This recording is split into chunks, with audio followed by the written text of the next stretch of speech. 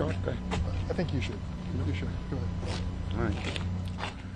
Okay, first, I want to thank Chairman Durbin and all, it said he's going first, but he said I could go first, so I'm thanking them in advance. I want to thank you for your great remarks. No, it doesn't say that.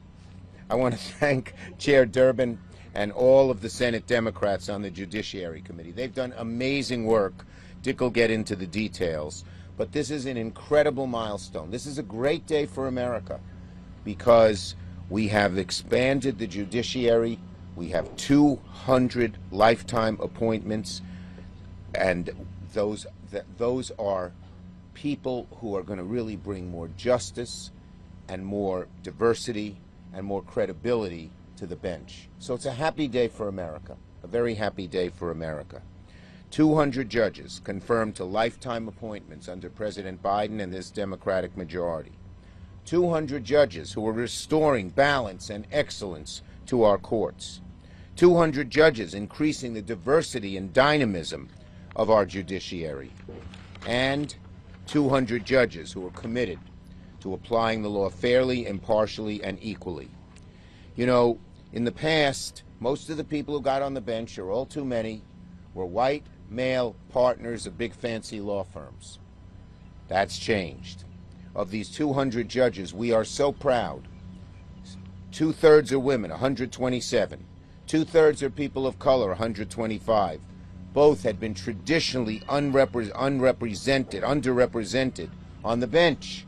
We're catching up. We got a ways to go. But the bench for too long didn't look like America. It only looked like a portion of America. And now we are expanding to realize that all of America should be on the bench with federal judges who have such power. We're making our courts look more like America, something we can all be proud of. Over twice as many women and 3 times as many people of color confirmed under the last administration. More black judges, more Latino judges, more Asian American judges, the first Muslim American man and woman on the bench, the first Navajo federal judge, and of course the first black woman to sit on the United States Supreme Court, Ketanji Brown Jackson. And there's not just demographic diversity, there's professional diversity. As I said, not just partners in big law firms and prosecutors. We have public defenders, we have legal aid lawyers, we have consumer lawyers, immigration lawyers. Lawyers who have represented all kinds of people who deserve representation on the bench. We've confirmed more judges who are committed to preserving voting rights and upholding the rights of workers and families and immigrants. We have labor lawyers on the bench too. In other words, we've confirmed more judges who embody the very ideal of America. A place where rule of law is protected, where the rights of all are honored, and where everyone gets a fair shake. And I want to take this opportunity just to talk a little about New York, where I'm very proud. Senator Gillibrand and I have worked so hard together. We have confirmed, since President Biden took office, the Senate has confirmed 17 well-qualified judges to serve on the federal bench. Eunice Lee, the second African-American woman ever to serve on the Second Circuit. Nusrat Chowdhury, the first Muslim woman and the first Bangladeshi on the federal bench ever. Ali Nathan, only the second openly LGBT woman to be confirmed on any circuit court and just the 4th gay out of the circuit court judge circuit ever. Of our 17 judges in New York, 12 are of our 17 judges in New York, 12 are women, 11 are judges of color and come from professions previously unrepresented. Dale Ho, one of the brilliant voting rights lawyers in America from the ACLU's Voting Rights Project. Myrna Perez, daughter of Mexican immigrants from the Brennan Center of Justice, the second Hispanic woman to serve on the Second Circuit, the first being Judge Sotomayor. Nina Morrison, formerly an attorney for the Innocence Project and one of 2 openly LGBTQ district judges in the Eastern District. Finally, the people behind me, led by Chair Durbin, deserve tremendous credit. You know, the Judiciary Committee is often a contentious committee We got a couple of the people from the other side who always like to pick fights, but these folks have been stalwart in sitting through them and making sure these judges are confirmed. The Judiciary Committee has done an amazing, amazing job. I salute them, and I want to call on their great leader, Chairman Durbin, to say a few words. Thanks, Chuck. This is an exciting and historic moment. When you think about the credibility of our courts from the Supreme Court on down, it's not because they own an army to enforce their will. It certainly isn't because they have billions of dollars in media budgets to bend public opinion. It's their integrity and credibility that's at stake. When we were given this opportunity under President Biden to fill the vacancies in the federal judiciary, we of course looked to him first for guidance. He asked us, and I think we've met his request, to bring more diversity to the federal courts. When you walk into a courtroom and your freedom and your business and your family's interests are at stake, you'd like to look up there and see a judge that you believe really understands your way of life, your plight in life, what you face. That means more diversity. Black, white, and brown, women, people, minority groups that were not represented in the federal courts. So we set out to do that, and we did it, achieving 200 today and more to follow. I hope many more the rest of this year. It's been, yes, I hope it is heard by someone. But the bottom line is, it was not an easy task. In the first 2 years of the Biden administration, we were an evenly divided Senate, an evenly divided committee, and one of our members, our dear friend Dianne Feinstein, was sick many days and couldn't make it to the committee. We still managed to achieve this goal with her cooperation and her heartfelt interest all the way. We've also had an amazing challenge to make this a bipartisan approach. 90% of the judges that have been approved were with bipartisan roll calls. 3/4 of those roll calls for the circuit court had bipartisan roll call support. So we've done our best, and I've reached out to many Republicans, some of whom I really didn't know very well, and said, let's work together with the White House and see if we could fill vacancies. I was fortunate, even under the Trump administration, to fill, with Tammy Duckworth, to fill every vacancy in Illinois under that administration. You can do it if you're willing to compromise and willing to really work together, and that has happened. So where do we go from here? Well, with these new members of the judiciary, we have about 20% of the federal judiciary will be brand new under President Biden. We're going to continue his challenge to come up with diversity, to come up with the kind of leaders that will make a difference for the future of America and the credibility of the bench. I could go through my nominees as Chuck had. I have great pride as Senator Duckworth has. We have tried to find our very best using a professional panel. But I'd like to call at this point Fatima Gross-Graves, President and CEO of the National Women's Law Center. Fatima?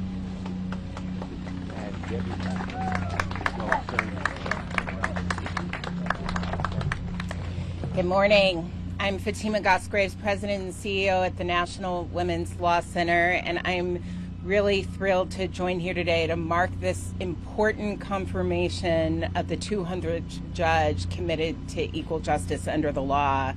For us, it's more than a number. It represents a significant step forward, and I want to just echo the number that Senator Durbin put out there of 2/3 of those confirmations being women.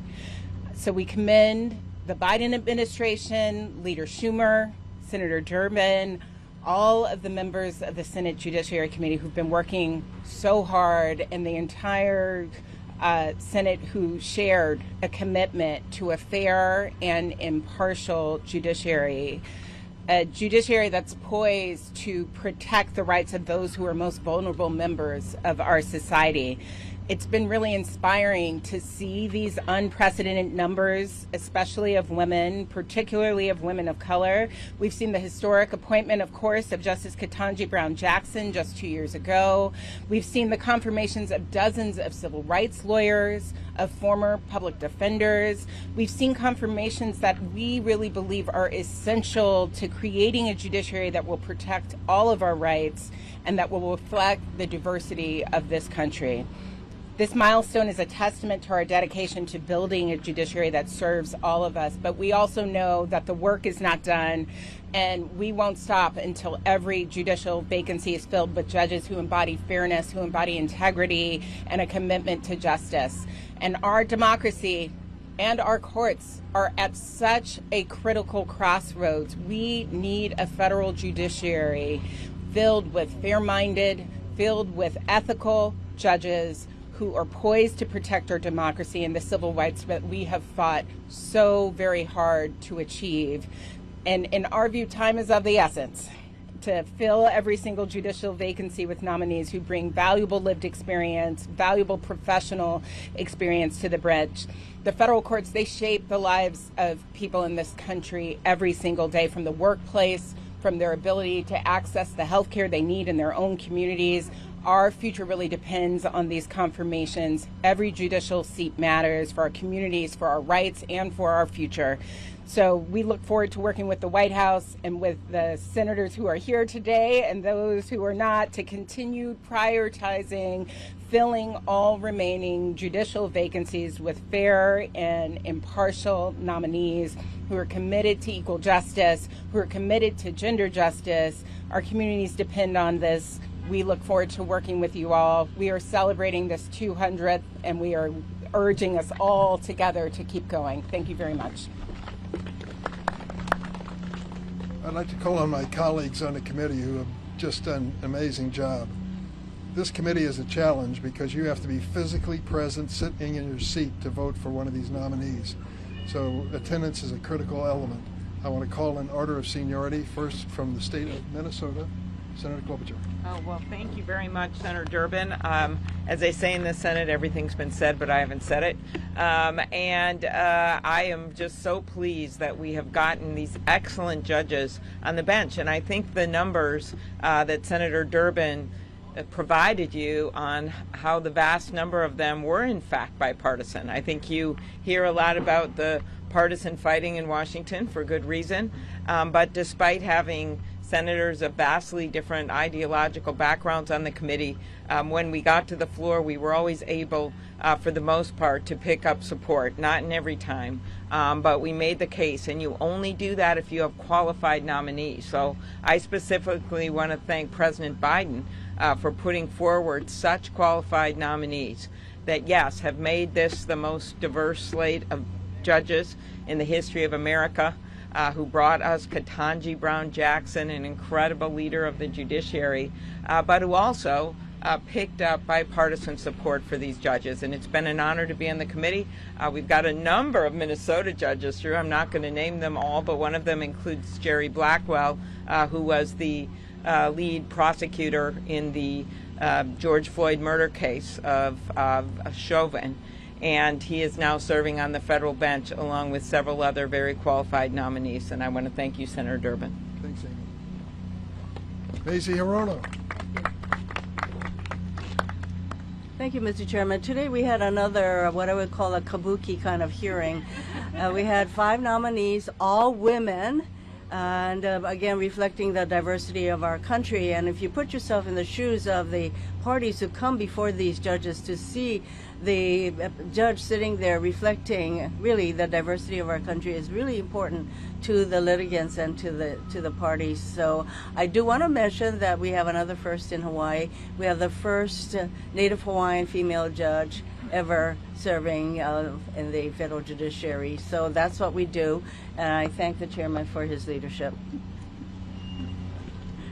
Peter Welch is new to the committee and has been a terrific asset. Peter? Well, I really want to thank Chairman Durbin for acknowledging the hard work of showing up and sitting in your chair. It's like called a job, right? We were all happy to do it. Whatever had to be done, we wanted to hit that 200 and keep going, so thank you. But number one, we have to have a strong judiciary that has integrity, a commitment to justice, that takes the rights of citizens very seriously, protects their freedoms under the Constitution. And we have done a good job getting that restoration of balance. A long way to go, but this is terrific. Secondly, we've talked about the diversity. You know what's so magnificent? We are finding qualified people from every community that makes up America. They are like smart. They have a record of public service and real commitment. They have put their ability to serve, their desire to serve ahead of a careerist opportunity, oftentimes on where they make an awful lot more money. And it comes from across the country. People of color, LGBTQ, former public defenders. I'm one, but they have not been really represented. So it's been terrific. It's been very, very wonderful for me as a new committee member to play a supporting role. And I just, all of us commend Senator Durbin. In his style and approach allowed us to get a significant amount of cooperation from the ranking member, and that's all attributable to you, but it gives, I think, all of us some confidence that these are really qualified people on the level and are going to be great public servants. Thank you. Thanks, Pete. Jesselyn McCurdy is Executive Vice President for Government Affairs at the Leadership Conference on Civil and Human Rights. Thank you, Senator Durbin. I'm so glad to be here alongside my coalition partners and our Senate champions today on this historic day. 200 judicial confirmations. We are so pleased and have worked so tirelessly with our champions and our coalition partners to ensure that judicial confirmations from the Biden administration have gotten across the finish line. For decades, the civil rights community has been at the forefront of this work because we know that each confirmation of a judicial nominee who is dedicated to equal justice makes a difference in the lives of people who appear in the judge's courtroom and to all of us who are impacted by the decisions that these judges make. Today, with the important leadership of President Biden, Chair Durbin, the Senate Judiciary members, and Majority Leader Schumer, we have pushed for and secured the confirmation of historic numbers of women, people of color, and other judges who have long been excluded from the federal bench. And crucially, more than 40% of the 200 confirmations have been of judges with significant experience protecting and advancing civil and human rights. We have made it clear, civil rights lawyers, public defenders, and other lawyers from professional, diverse backgrounds belong on the federal bench. But the truth is, while 200 nominations is a historic milestone, we can't stop here. We urge the White House and senators to fill all remaining judicial vacancies with diverse, qualified nominees who are committed to civil and human rights. And we urge the Senate to confirm the diverse and tremendously qualified nominees who are pending on the Senate floor. For the future of equal justice, for the future of fundamental rights, for the future of a multiracial democracy, this work must be a priority. Communities across the nation depend on federal courts and federal judges to fairly administer justice for all people in America. And we just must do everything to ensure that they can fulfill that promise. Thank you very much. Senator Blumenthal of Connecticut is a member of the committee. I give him an invitation to say a few words and say some good things about the chairman. Right this way. I am really honored and privileged to serve with Senator Durbin and my other colleagues on the Judiciary Committee. You know, I spent most of my life in the courtroom as a litigator, as a federal prosecutor, United States Attorney in Connecticut, and then as Attorney General of the state of Connecticut for 20 years. When I'm asked my occupation, what I say is trial lawyer. So I know firsthand what a difference a good judge makes. Fair and smart. A judge who understands America, not just one strata or one segment of America, but all of America. And those kinds of people are the 200 that have been nominated and confirmed by this president. I'm so proud to be a part of that legacy. And when all is said and done, when all of our accomplishments are measured, our legacy will be these 200 judges and the others whom we will confirm. And the reason is they will continue to serve.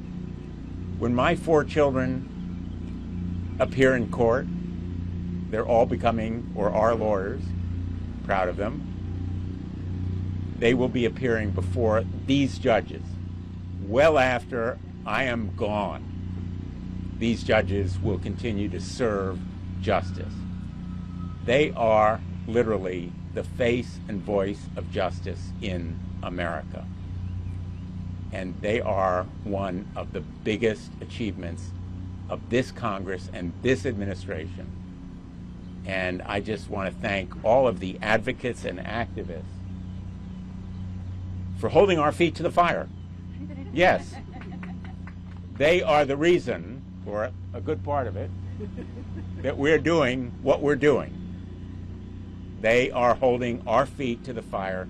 They are holding a high standard. They are demanding action and integrity. And let no one doubt that it's taken a lot of work to do it. I want to credit my great colleague, Senator Durbin, as chairman, because I can tell you, behind the scenes, as well as publicly, he has pushed relentlessly. He has given us no quarter. He is relentless.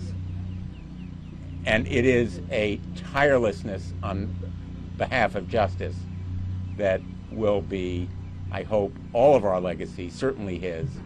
And I am really proud to stand here today. Thank you, Mr. Chairman. Thank you. Wrapping up the program is Marge Baker. She's Executive Vice President of People for the American Way. Marge? Thank you. Thank you so much. I am so pleased to be here, and thank you, Senator Blumenthal, for recognizing the coalition's work on this. I'm proud to be here with my colleagues, and I see a number of members of the coalition here, and it has been truly an effort, a wonderful effort that has gotten us to this point with the tremendous assistance of Senate Judiciary Chair Senator Durbin, Senate Majority Leader Schumer, and of course members of the committee who are really there and really continuing to stay there and do the hard work that it takes to get this done. So congratulations to all of you and to us and to President Biden on this exceptional achievement. Courts matter. Who sits on our courts matters. The American people know in their gut the role the courts play in their everyday lives, in the health and well-being of their families, from access to abortion care, to IVF treatments, to gun safety, to clean air and water, to our rights as workers and consumers, our right to be free from discrimination, and our fundamental right to vote. They know the role that courts play in their lives, and they know it matters how much it matters to have fair-minded judges on the bench, ones with a demonstrated commitment to equal rights and justice for all, not just for the privileged and powerful. They know how important the milestone we celebrate today is, and how important it is for the President and the Senate to continue filling our courts with excellent and fair-minded judges. The quality of the 200 Biden judges confirmed so far is absolutely stunning. They are brilliant, professionally diverse, in tune with the experiences of real people, record numbers with backgrounds as public defenders or civil rights and public interest service. Nancy Abudu, Nicole Berner, Ariana Freeman, Dale Ho. I won't go on. I've only got a few minutes here, but it's huge. 2/3 are people of color, 2/3 women. More black women added to our appeals court than in all previous administrations combined, including the first black woman on the Supreme Court, Ketanji Brown Jackson.